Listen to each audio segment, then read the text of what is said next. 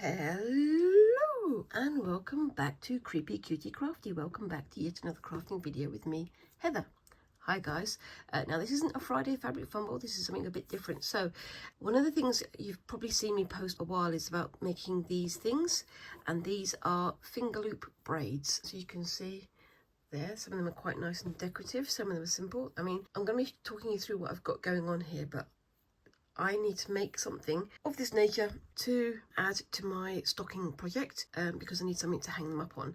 Now, I did think about using some of this stuff, which is some macrame yarn, but it turned out pretty thick like this. So I will talk you through all these bits and pieces, but first of all, I just explain what this is. So Fingerloop braiding is a form of braiding where you use the ends, the loops on your fingers. The clues in the name, and as you work on it, you can create these lovely patterns and things for different kinds of yarn. Now, I've used macrame thread, as I said.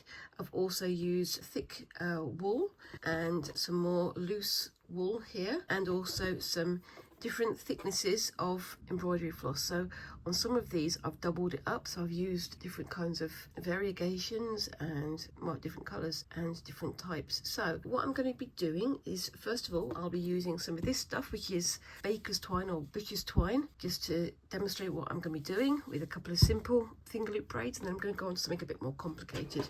So bear with me 1 second whilst I clear all these stringy things out of the way. So let's start with these three. Now, we need to start with 5 lengths, and they all need to be the same length. So I'm going to start with doing 2 pink, 2 red, and then 1 green. So bear with me 1 second. It's got to be double the length that you want it to be. So just bear with me. I'm not going to make this one super long because that would be foolish of me. Okay, so that's the first one. And I'm not using my fabric scissors to snip the twine because that would ruin my scissors. So that's 1. It's so tempting to do this really long, but there's a problem with doing it really long, and I'll explain that to you in just a second. So that's the first one done. So I'm going to put this on the floor, out of the way, and then 2 of the red.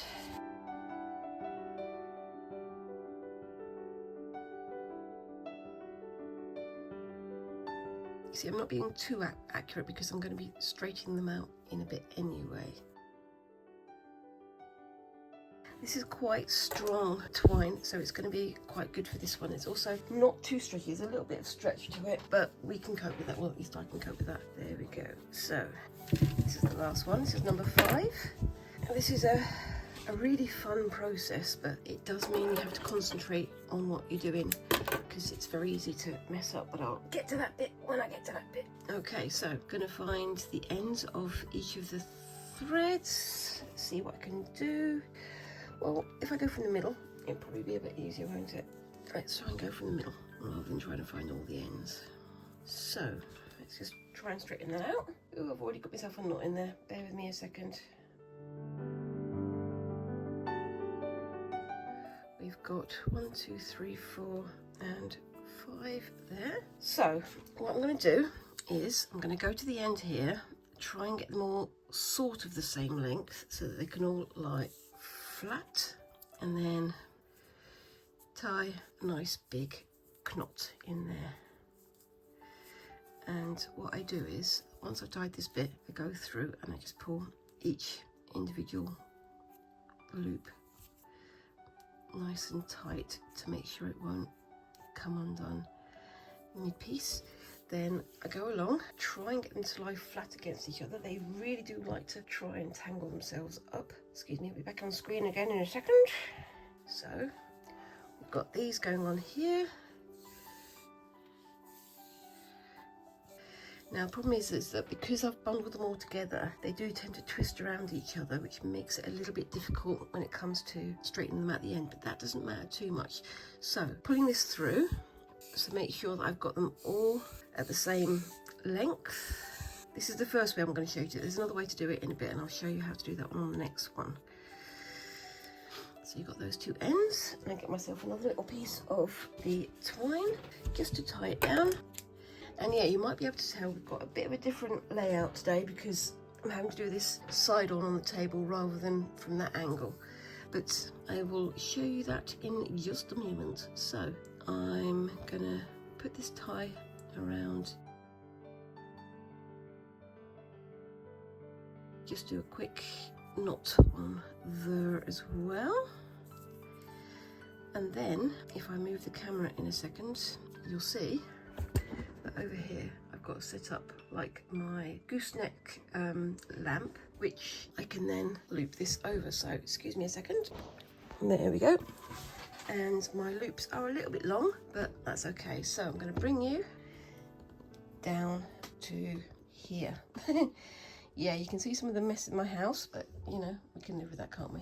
All of my things stacked up for crafting. But yes, so I've got my loops here, and what I'm going to do is I'm going to separate the loops out as much as I can. As you can see, they do like to try and wingle themselves around each other. Wingle is now an official word in my vocabulary, much like all the other nonsense words that I make up every week. But you know, this is probably the quickest way of doing this, but it's also the way that means you're going to have more of these loops tied into each other. So you just got to sort of spread them out as much as you can. I'm not going to worry over much because otherwise I'm going to be here forever. So if I have my loops like so, I put these two on the right hand and these two on the left hand. So the fingers have numbers. So this is A, B, C and D, and obviously left hand, right hand, and there's various things that you need to be able to do. I'm going to move this camera back. So there we go. So there's several moves. Basically you can sort of wind your fingers through. So if I'm going to go from here through and then catching it from the back is reversed, catching it from the front is unreversed, which I don't know why they don't just call it straight, but apparently it's unreversed rather than straight. But I don't make these rules, and I'm sort of trying to catch them on my middle knuckle that you can see there, because that makes it a bit easier for me. When you come to later, more complex finger loop braiding, you can have one loop on each knuckle, so you can have like 8 or 9 threads going at once. And with even bigger finger loop braids, you can have like 2 or 3 people working on one braid, so that's quite fun. So for this one, I'm going to take my right hand A, go through right hand B, pick up left hand C reversed, and there we go. And now those can be walked down. So that's one of the things you've got to be aware of, is that you walk the threads down, so from B to C and from A to B. So you've got this finger free, so then that one goes through, picks that up and reverse, and you stretch out. This is one of the problems with having that knot down the end, is that it does find it very difficult to straighten it up in the right way. And I've just knocked the camera. It's very difficult to move when you've got myself all tied up like this. I'll try and do a shorter loop next time. So finger right hand A, go through right hand B and C and catch the reverse. Now this is a broad lace. This is one of my favorite ones, but it was the first one I ever learned to do, and I find it quite useful for flat laces, almost like shoelaces. Walk that one down, through and through. I've gone for the coloured thread so that you guys can see a bit more clearly what I'm doing. And what I'm doing when I'm doing that, I'm spreading it out so that it sort of tightens up the end. Now, this is the problem when you have it laid out like this, is that it will get yourself knotted up, and it's got to sort of try and untangle itself as you're working, which is great fun. I think I may have changed my loop, because I might have gone for a round one rather than a flat one, because there's 2 that use almost the same thing. The first one that I started with uses only 1 pass through here, and I've gone for 2 passes through here and here. So I'm going to continue that one. It's the same thing, but it creates a round lace rather than a flat one. My other problem, of course, is I've got my camera stand just there as well, so I can't spread quite as far as I want to. Now, as I was saying, this is the problem with spreading, is that at the very start you're probably spreading quite loosely, so the pattern will be looser because you can't get quite as much stretch on your arms as you can when you're doing the later sort of actions.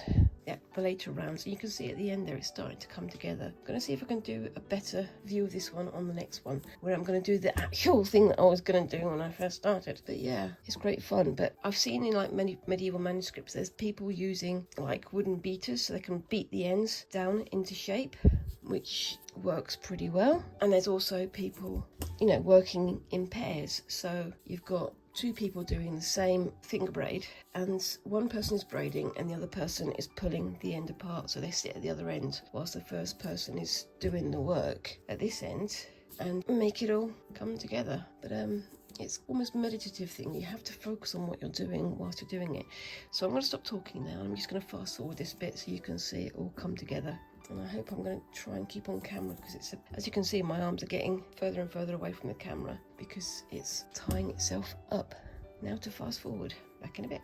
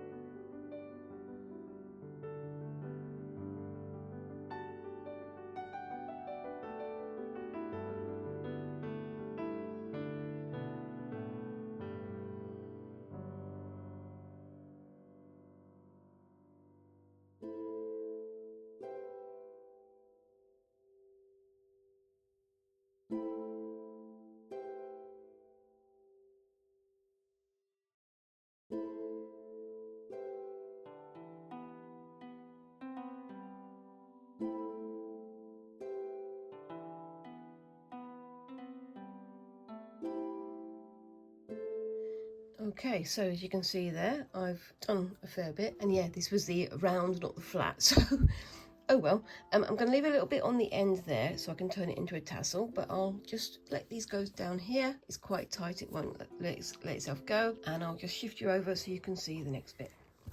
Okay, so I've got some more of this green twine. I'm just going to wrap it around here a couple of times and just tie it off. If I was using a finer thread, I would use a darning needle, or I can use a crochet hook or something like that, just to pull these ends down into here to turn this into one long tassel. But just bear with me a second.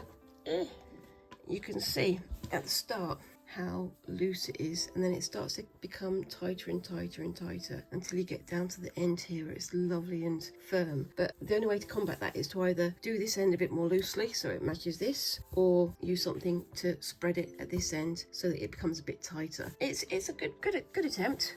But yeah, I'm still a bit of a newbie, but I do like these little sort of chevron patterns as you go around. But I did mess up. I went for the rounded braid rather than the flat lace, so I'm going to set up for that one, so be back in a second. Okay, so for the second one, I'm using these are number 5 DMC embroidery threads, used for sort of crewel work and things like that. They're a bit thicker, but you also have to be aware that they do tend to break if you pull them too hard, so that's why I'm not going to try and pull them too hard. So for this one, I'm going to show you the second method. So for this one, I knotted them all together and then hung that off the hook on the end. For this one, I am going to knot them all individually and see if that works. So I'm going to go to the end of this one, and you can see there's one that's a lot shorter than the others. So I'm going to snip those down so that they can all be pretty much the same length. Then go through carefully, trying to keep them all nice and even. And then at this end, let's find the shortest one. That's the red one.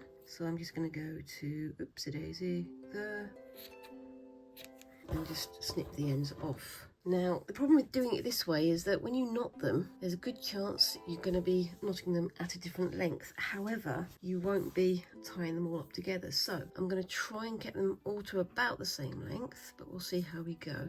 Just doing I think it's a granny knot. I'm not very knowledgeable on knots. Yeah, I'm full of puns today, even if I'm not trying to. And I'm just going to do that again. So that's the first one done. I'm just going to do all 5 of those even. My gosh, my words are not coming out today. So back in a second. Okay, so you can see I've got them all separate there. and they're all laid out. Now, they're all also separated at the end there, so there shouldn't be any knotting up. And this time I'm going to concentrate a little bit more and try to not do it the wrong way. Just bear with me 1 second, guys. Yeah, you can see if you're doing this, it's kind of difficult to stop halfway through. So don't do this if you're expecting a phone call. And maybe go to the toilet before you start. Otherwise, you're going to get all yourself all tangled up and nowhere to go. Now, what I'm trying to do here is I'm going to try and make sure that the knot is at the back of the gooseneck. After the first loop, it's going to be fixed in place, but for now I need to just try and get it in the right place. Now, I could have put the loops at my hand end, but I didn't think of it, so yeah.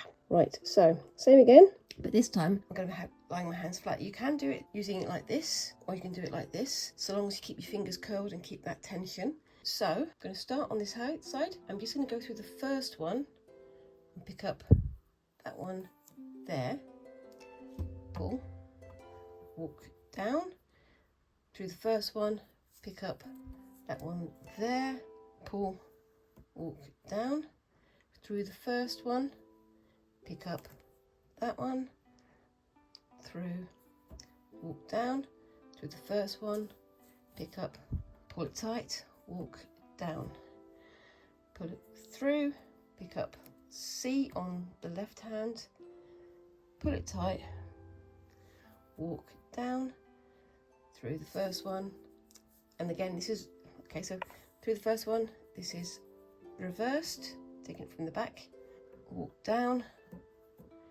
through the first one, reversed, pull it tight, walk down through the first one, pull it tight and walk down through the first one, reversed, pull it tight.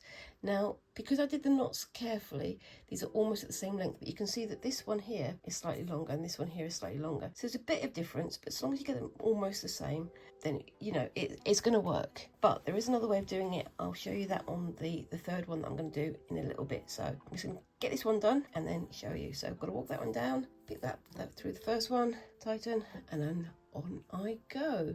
And this one should make the flat braid that I was meaning to make the first time, but I wasn't paying attention.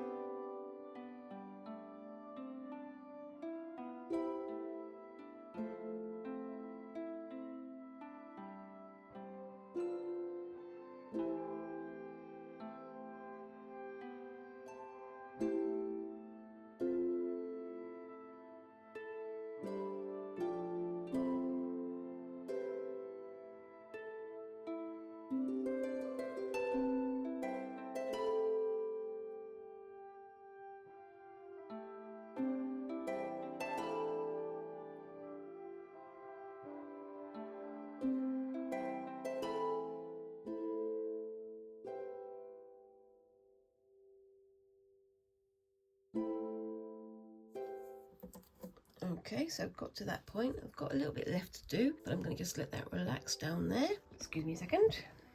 So, same as before, going to get myself a little bit of my thread and do a snip. And I'll just show you how I do the tassels. So bear with me 1 second whilst I find my needles and do a quick tie there. I'm doing it slightly away from the loose ends so that I don't lose that pattern, don't lose that shape. And then this one, I'm gonna wind under there, wind that round. Nice and evenly. Then hold that there. Then wind this one round the other way.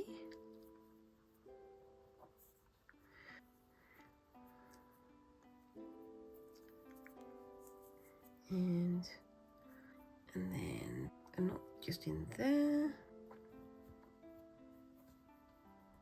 Put it nice and tight.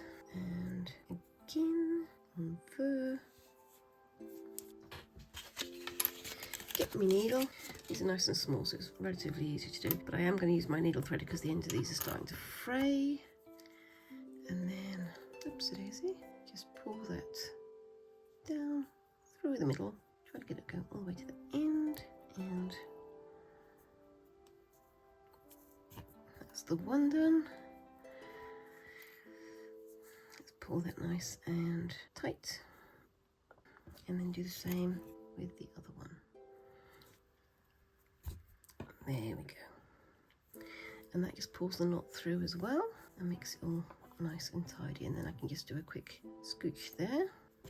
Not my tidiest, but I have got an injured thumb, so I'm not going to worry about it too much. Snip that off, comb it all out, and you've got yourself a nice little tassel. And wow, let's see if I can pull this one off the other end. Pull that off there, and do the same on that end as well. So I'll do that, and I'll be back in a moment. Okay, so you can see that on this end, I've pulled my knot back a bit further back so that I'm getting rid of most of this loose braiding here, and then I can just snip it off to about the same length as the other end and just let that unwind itself. And you can go through this with a comb if you want to, but that's fine. This end is still a little bit loose, but that's fine. And you can see somewhere, yeah, just here where I went a bit weird. I kind of lost track of my train of thought and forgot what I was doing. But once again, this end is nice and tight and this end is quite loose, but that's nice and flat. You can see there how that would be really nice as a lace for, you know, for your shoes if you want to, or if you're going to do some corsetry, use it for that, all that kind of thing. But it's nice and decorative, and I really like that one.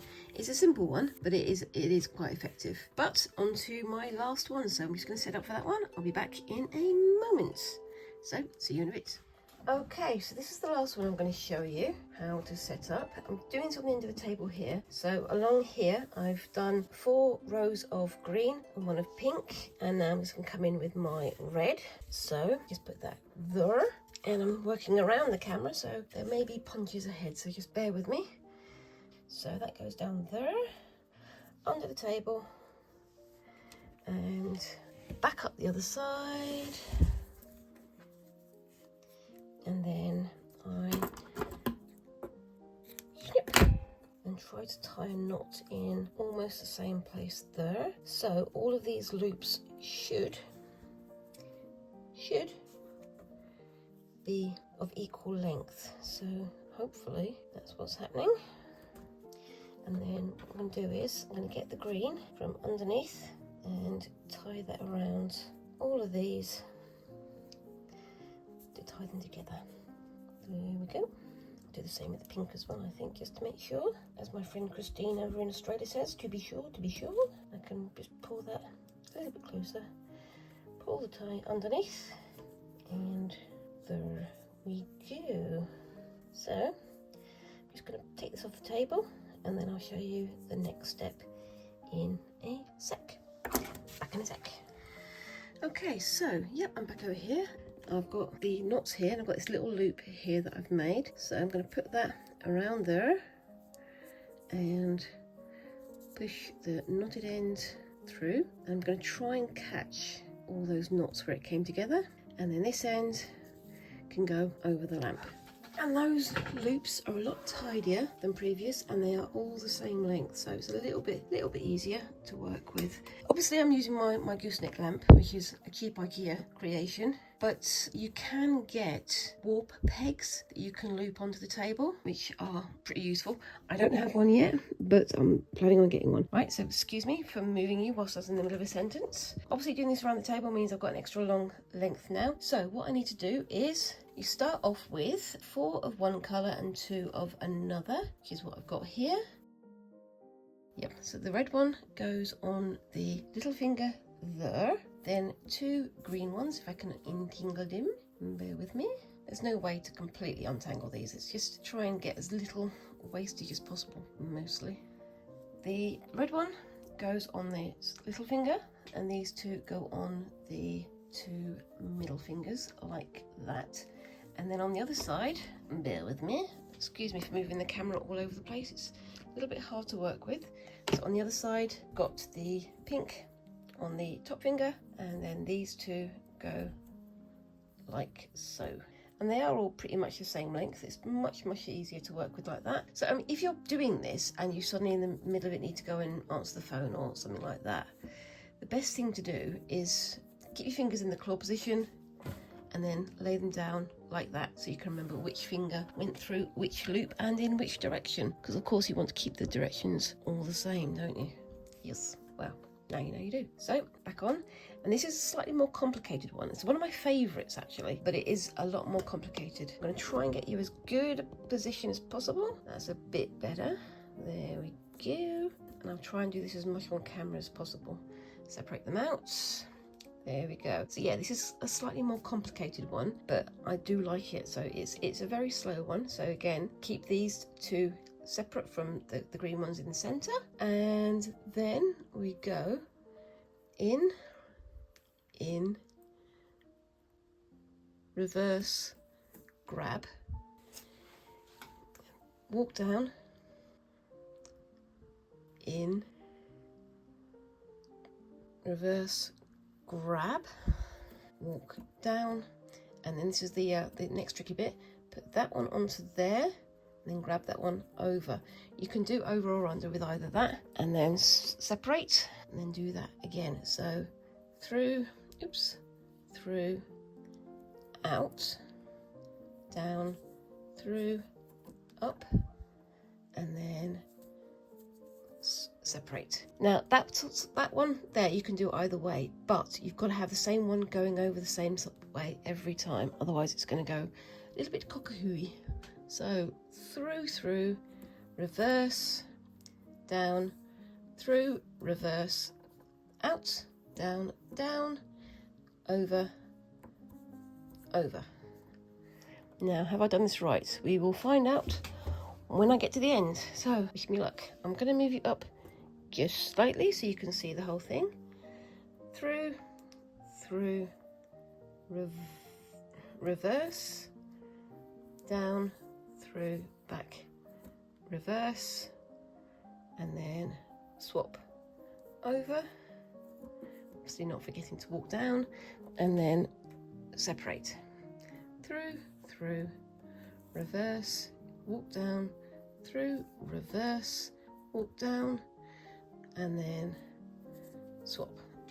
Problem with this twine is it's kind of rough, so it catches on itself as well. So this is definitely somewhere where I would need to have a second pair of hands to help me separate. So through, reverse, walk down, catch, reverse, walk down, and swap.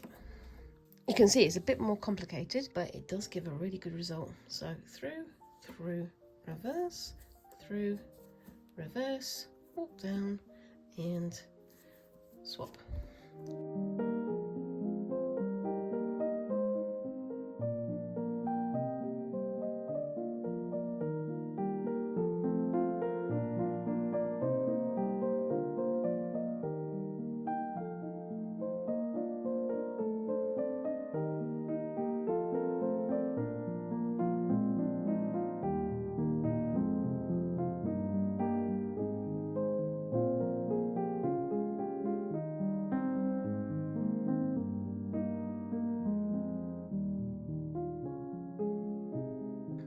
Okay, so that's that one done. I'm going to lie it down so you can see it. Just bear with me a second. Okay, so that's that bit done. Just going to get a piece of the twine and I'm just going to tie it off. I'm only going to use a little tiny piece this time. I could just knot it as well, which is the other way of doing it, but I think I prefer this sort of tassel-y method. It just makes it look a little bit tidier. And there we go, that's that one end done. And again, you can see it's nice and tight at this end. And this end is super loose. So yeah, compare and contrast the two ends. The problem with this is that with the twine that I was using, it's quite rough on the surface. So when you try to split it, if you can't get the full width of splitting it, it won't slide all the way down. But I mean, it looks nice even when it's loose like that, but I do prefer the tighter one like this. So what I'm probably going to do is, I'm probably going to do this one, but I'm going to get Squinks to come and help me with the separating. But let me know what you think of those then, guys. Which one do you think is your favourite? Which one do you think you want to have a go at? And yeah, let me know down in the comments. Have you done some finger loop braiding? If you want to give this a go, just give it a go. I do recommend it. You can tie it onto like a chair leg or a stool leg or onto your foot if you want to. It just means you can't move very far, but it just means that also you can just start making these decorative things. So you can use them to tie up pouches and things like that, or you can use them for, as I said earlier, things like corsets or for shoelaces even. I mean, this one would make a fantastic sort of shoelace. Probably wouldn't last very long, but it would look very pretty whilst it was there. But also, if you do want to know more about these, just go onto YouTube or onto Google, put in finger loop braiding or medieval finger loop braiding, and there's all sorts of websites out there. There's braiding.com, and they all refer back to like these medieval manuscripts and Jacobean manuscripts and things like that, where they've got like lists of different patterns and things that you can use. And quite often they call them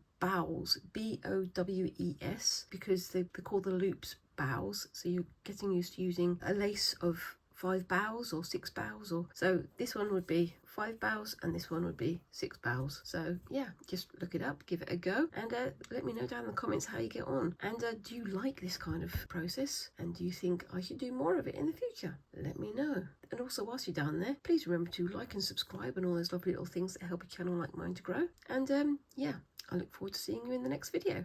Thank you very much for watching, and bye bye.